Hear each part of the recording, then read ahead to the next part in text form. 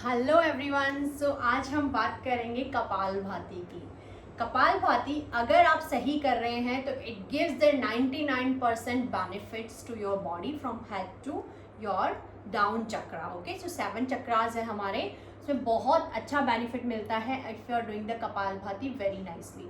But अगर इसको आप रोंग कर रहे हैं, जो मैंने देखा है काफ़ी सारे लोग कहीं पे भी देख के या अपना कपालभाति स्टार्ट कर देते हैं और वो देखते भी नहीं है कि मैं सही कर रहा हूँ या कर रही हूँ या गलत कर रहा हूँ या गलत कर रही हूँ। तो उसको क्या करते हैं हम लोग, अगर कपालभाति आप कर रहे हैं तो प्लीज़ उसको राइट करिए, सही करिए। अगर आपसे सही नहीं हो रहा, अगर आपको लग रहा है, डाउट है कि आप सही नहीं कर रहे, तो please don't do that, my advice. क्योंकि कपालभाति जब आप रोंग करते हैं तब आपको बहुत सारी प्रॉब्लम्स क्रिएट हो जाती है। तो मैं आज बताऊंगी आपको कि आप क्या मिस्टेक करते हैं, हमें कैसे करना चाहिए और उसको आप कैसे प्रैक्टिस कर सकते हैं और लॉजिकली इसको आप कैसे समझ सकते हैं कि आपको कपालभाति कैसे करना है। सो फर्स्ट हम स्टार्ट करेंगे, देखो कपालभाति कैसे करना है। सो फर्स्ट कपालभाति तो ऐसे ही करते हैं। देखिए, ब्रीथ आउट, आप देख रहे होंगे कि जब मैं ब्रीथ आउट कर रही हूँ तो मेरा स्टमक इन हो रहा है और ब्रीथ आउट हो रहा है। तो आप क्या करेंगे, जब ब्रीथ आउट करेंगे स्टमक इन करेंगे, ठीक है। अब क्या करते हैं कुछ लोग, जब आप ब्रीथ आउट करना स्टार्ट करते हैं तो वो बोलते हैं कि हमारा स्टमक है जो बाहर आ रहा है, जैसे ये सबसे कॉमन और सबसे ज़्यादा करी जाने वाली मिस्टेक है इन कपालभाति।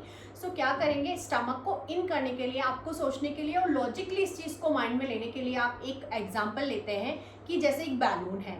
बैलून में क्या करते हैं हम, जब एयर होता है उसमें तो क्या होता है, फूला हुआ होता है। तो जैसे ही हम ब्रीथ इन करेंगे, जैसे ही हमारा ब्रीथ इन होगा तो हमारा पेट फूला हुआ रहेगा और जैसे ही ब्रीथ आउट हो जाता है पेट अंदर चला जाएगा। जैसे ही आपने एयर बाहर निकाल ली बैलून से तो बैलून भी ऐसे हो जाता है। तो सेम थिंग, सेम लॉजिक आप यहाँ पे लगा सकते हैं और उसको समझ सकते हैं।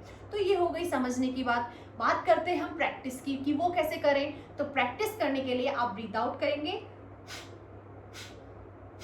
तो आप क्या करें, फिर से ऐसे होगा कि ब्रीथ आउट करेंगे स्टमक बाहर आएगा। तो आप क्या करेंगे, अपने हैंड्स को यहाँ पे रखेंगे एंड देन स्लोली आप क्या करेंगे, इसको धीरे धीरे प्रेस करेंगे विथ ब्रीथ आउट। फिर भी आपको प्रॉब्लम आएगा तो आप धीरे धीरे प्रैक्टिस करते जाएंगे, ऑटोमेटिकली आपका वो फ्लो बनता जाएगा। देन अगेन एक और मिस्टेक जो करी जाती है वो है, हम फोकस करते हैं कपालभाति में ओनली ब्रीथ आउट पे, बट जब आप ब्रीदिंग पे भी फोकस कर रहे होते हैं तब आपसे बिल्कुल लॉजिक, जब आपका फ्लो बिल्कुल नहीं होगा। जैसे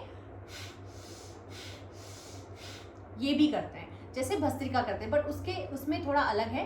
तो ये भी आप अगर ब्रीदिंग पे फोकस करना स्टार्ट कर देंगे तो भी नहीं होगा। तो आप ब्रीदिंग तो बिल्कुल भूल जाओ, अपनी बॉडी पे छोड़ दो, ओनली आपको करना है ब्रीद आउट।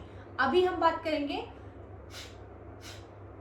अब कितना करना है, कितना काउंटिंग करना है। वैसे नॉर्मली एक पर्सन के लिए 300 टाइम्स इन अ डे आपको करना बहुत जरूरी होता है, बट अगर आप वेरी बिगनर है तो आप क्या करेंगे, 10 करेंगे, 20 करेंगे, डीप ब्रीथ करेंगे। When you started pen lower back, upper back, dizziness, आप स्टॉप कर दीजिए प्लीज उसको for that day. Next day again, जैसे आपने कल 20 किया था उसके बाद आपको आ रहा था डिजीनेस आ रहा था, या 50 किया था उसके बाद डिजीनेस आ रहा था, लोअर बैक पेन आ रहा था, अपर बैक पेन आ रहा था, तो नेक्स्ट डे आप उसको 40 करिए, 50 करिए। ऐसा क्यों करना चाहिए, क्योंकि जब आप कपालभाति करते हैं तो आपका फुल बॉडी उसमें एंगेज होता है और ये काफ़ी फोर्सफुली आप ब्रीथ आउट कर रहे होते हैं तो आपको पेन आना स्टार्ट होता है, because you are not habituated to sit down like that, right. So अब हम बात कर लेते हैं कि अगर पेन आता है तो वो कैसे रिड्यूस होगा, क्या हमेशा ऐसे ही रहेगा? नहीं, जब आप थोड़ा थोड़ा वर्कआउट करना स्टार्ट करेंगे, जब आप कपालभाति करना स्टार्ट करेंगे तो आपकी लंग्स कैपेसिटी बढ़ेगी, लंग्स कैपेसिटी बढ़ेगी तो आपको डिजीनेस कम हो जाएगा। जब आपकी बॉडी में स्ट्रेट बैठने का स्टैमिना बढ़ेगा, जब आप फोर्स करेंगे, धीरे धीरे आपकी जो नसें हैं, जो मसल्स है, वो धीरे धीरे कंप्रेस होके धीरे धीरे उसमें मोबिलिटी चालू होगी, ब्लड फ्लो चालू होगा, तो वो भी आप स्ट्रेंथफुल हो जाएगा। So this is the reason, धीरे धीरे आप 50 की जगह 100 कर पाएंगे, 100 की जगह 150 कर पाएंगे और स्लोली ये काउंटिंग आपका 300 तक हो जाएगा। एक्सट्रीम भी आपको नहीं करना है कपालभाति। एक्सट्रीम जैसे आप, कोई लोग बोलते हैं हम 500 करते हैं, हम 1000 करते हैं, please don't do that. According to me 300 times in a very good counting for the kapalbhati. अगर हम बात कर लेते हैं कि बेनिफिट्स, तो benefits is really very good. From head to down. जो 7 चक्रास होते हैं हम पूरा ही देख लेते हैं। If you have any tumour in your head, क्या होता है, थोड़ा थोड़ा जो सेल हमारे होते हैं वो इकट्ठे हो जाते हैं, उसमें ब्लड फ्लो कम हो जाता है, तो धीरे धीरे ट्यूमर या कुछ भी वहाँ पे बनना स्टार्ट हो जाता है, क्लॉट बनना स्टार्ट हो जाता है। तो जब आप ब्रीद आउट करते हैं बहुत अच्छे से, तो नसें खुलती है हमारी, एक्चुअली में जो ब्लड फ्लो है वो अच्छा होता है। उसकी वजह से जो भी आपकी बॉडी में क्लॉट्स होते हैं वो कभी नहीं होंगे। If you are practicing everyday kapalbhati, अगर है छोटे मोटे तो वो खुल जाएंगे। तो कपालभाति तो प्रैक्टिस आज से ही करना स्टार्ट कर दो। द सेकेंडली आपकी लंग्स कैपेसिटी को बहुत अच्छा बढ़ाता है। तो अभी आया था ना प्रॉब्लम कोरोना वाला, तो उसमें जब बहुत सारी प्रॉब्लम्स क्रिएट हो रही थी लोगों को, तो लंग्स बहुत ज़्यादा वीक थे लोगों के। अगर आप ये डेली करेंगे तो आपके लंग्स बहुत अच्छे से स्ट्रॉन्ग हो जाएंगे। द अदर थिंग, अगर हम बात करते हैं माइग्रेन प्रॉब्लम की, जो बहुत सारे लोगों को है, तो माइग्रेन का प्रॉब्लम भी आपका बहुत कम हद तक रिड्यूस हो जाएगा विद द कपालभाति ओनली। अगर हम बात करते हैं हेडेक, जो लोगों को कई बार आधा हेड में पेन होता है, यहाँ पे पेन होना स्टार्ट हो जाता है। The other problem is sinus problem है, अस्थमा प्रॉब्लम है, उसको भी ये कपालभाति से काफ़ी सारे बेनिफिट मिलने वाले हैं। अगर हम बात कर लें थायराइड की, जिसको थायरॉक्सिन ज़्यादा या कम होता है, हाइपोथायराइड है, हाइपरथायराइड है, तो उसके लिए भी कपालभाति बहुत अच्छा प्राणायाम है।